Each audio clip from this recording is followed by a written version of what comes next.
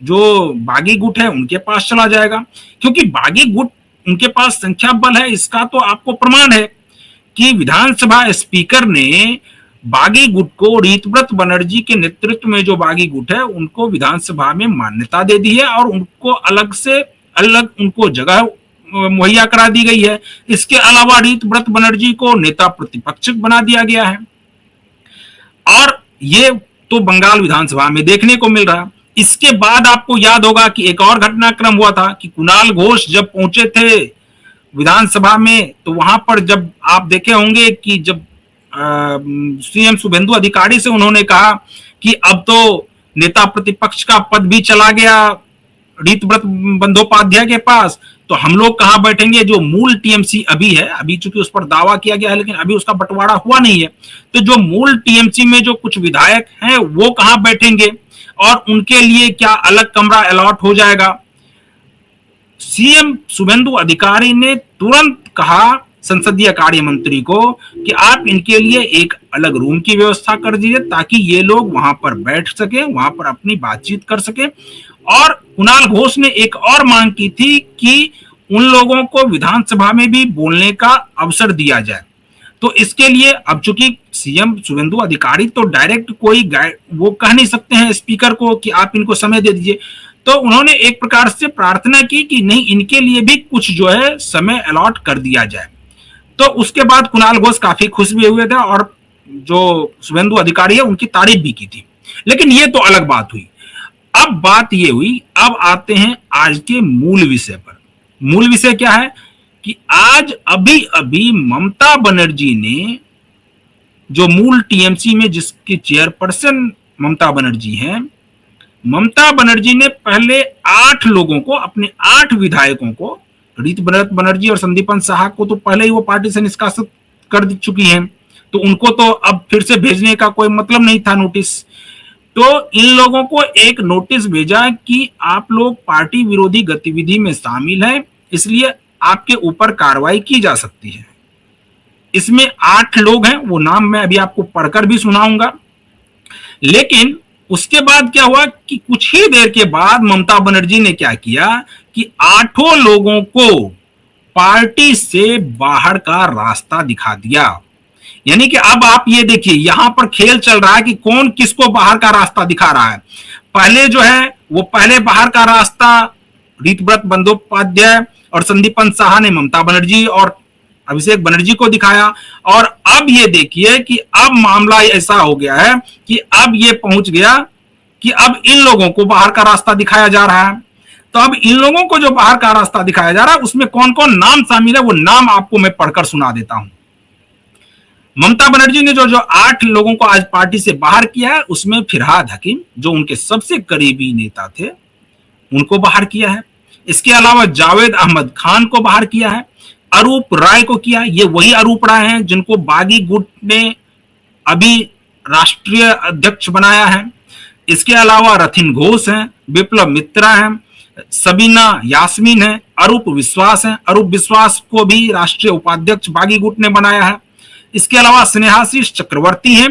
इन लोगों को ममता बनर्जी ने ये कहते हुए बाहर का रास्ता दिखा दिया कि ये लोग पार्टी विरोधी गतिविधि में शामिल है।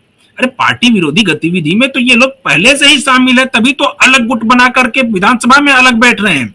और इनके पक्ष में 58 पहले कहा गया, बाद में 62, अब तो दावा 70 तक पहुंच रहा है कि इनके पक्ष में 70 विधायक है।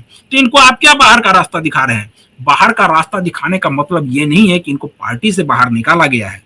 पार्टी से बाहर निकालने के पीछे एक जो बहुत बड़ी वजह है वो है पार्टी फंड पर कब्जे की। क्योंकि कहा यह जा रहा है कि जो लगभग 1600 करोड़ 1592 करोड़ का जो फंड है पार्टी का, उस पार्टी फंड पर कब्जा किसका हुआ? क्योंकि अगर जिसके पास संख्या बल ज्यादा हो और पार्टी भी अगर उसी के पक्ष में चला जाए, सिंबल भी उसी के पक्ष में चला जाए, तो फिर पार्टी फंड भी उन्हीं के पास जाएगा और जो बचे रहेंगे उनके पास जो भी उसका कंट्रीब्यूशन, उसको कंट्रीब्यूट किया जाएगा, बांटा जाएगा, उन दोनों में बांट दिया जाएगा। लेकिन जिनके पास संख्या बल ज्यादा होगा, पार्टी फंड ज्यादा उनके पक्ष में जाएगा। हालांकि उस पार्टी फंड पर भी अभी कुछ सस्पेंस बना हुआ है, क्योंकि यही लोग जो बागी विधायक हैं, इन्हीं में से कुछ लोगों ने ये कहा है कि कि उस पार्टी फंड में हो सकता है कि कट मनी का भी पैसा हो, जो कट मनी की पूरे बंगाल से तसीला जाता था।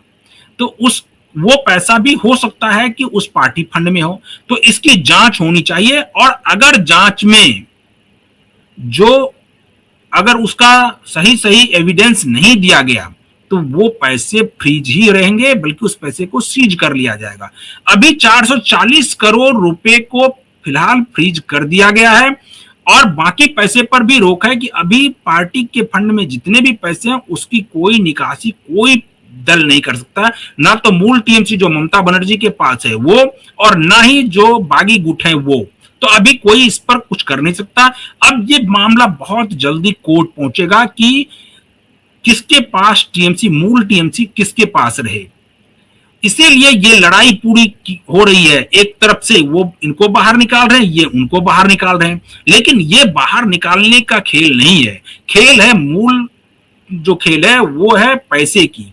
क्योंकि अब लग रहा है ममता बनर्जी और अभिषेक बनर्जी को कि अगर उनके ऊपर जिस प्रकार से कार्रवाई हो रही है, और अगर उनको जेल जाने की नौबत आई या जेल वो गए, और ऐसा लग रहा है कि वो जेल जाएंगे ही जाएंगे, अभिषेक बनर्जी का तो जेल जाना तय माना जा रहा है कि वो जेल जाएंगे ही जाएंगे, क्योंकि उनके ऊपर इतने भ्रष्टाचार के आरोप हैं, इतने और भी तरह के, मतलब जो एक तो जो गलत गलत बयानबाजी का आरोप है, तो सभी मामलों में उनको सजा मिलनी तय मानी जा रही है, और उसके तहत वो जेल जाएंगे। इसीलिए पार्टी फंड का इस्तेमाल क्या होगा? क्या पार्टी फंड का इस्तेमाल ममता बनर्जी इस रूप में करना चाहती थी कि अगर उनके पास पैसे रहेंगे तभी तो वो अदालत में इन लोगों की लड़ाई लड़ पाएंगे? इन लोगों का मतलब मेरा कि भतीजे की लड़ाई लड़ पाएंगे? नहीं लड़ पाएंगी, तो क्योंकि उनके पास अगर पैसे नहीं रहेंगे तो वो वकीलों की फीस कैसे देंगी? क्योंकि दिल्ली के जो वकील हैं, आपको भी पता है कि दिल्ली के वकील हजारों और लाखों में नहीं मानते हैं। दिल्ली के वकील जो हैं वो करोड़ों रुपए उनको चाहिए, और करोड़ों रुपए कब आएंगे? जब इनके पास पार्टी का फंड होगा, पैसे होंगे, तभी वो दे पाएंगी। अगर वो पैसे सीज हो गए, फ्रीज हो गए, तो फिर वो पैसे कहां से देंगी? तो इसका मतलब है कि अभिषेक बनर्जी और ममता बनर्जी ने अब ये सोचा है कि अब पार्टी तो जो गई सो गई, कम से कम पार्टी का जो फंड है उसको किसी प्रकार से बचाया जाए, और इसीलिए ये पूरी लड़ाई लड़ी जा रही है कि ये उनको बाहर, वो इनको बाहर करने की जो ये पूरा खेल चल रहा है, ये सिर्फ पार्टी फंड पर कब्जे की है। बाकी और भी जो इस बारे में अपडेट आता रहेगा, उस अपडेट के बारे में हम आपको बताते रहेंगे, और आप इसी तरह से बने रहिए क्यू वाइब के साथ। मुझे दीजिए अनुमति, नमस्कार।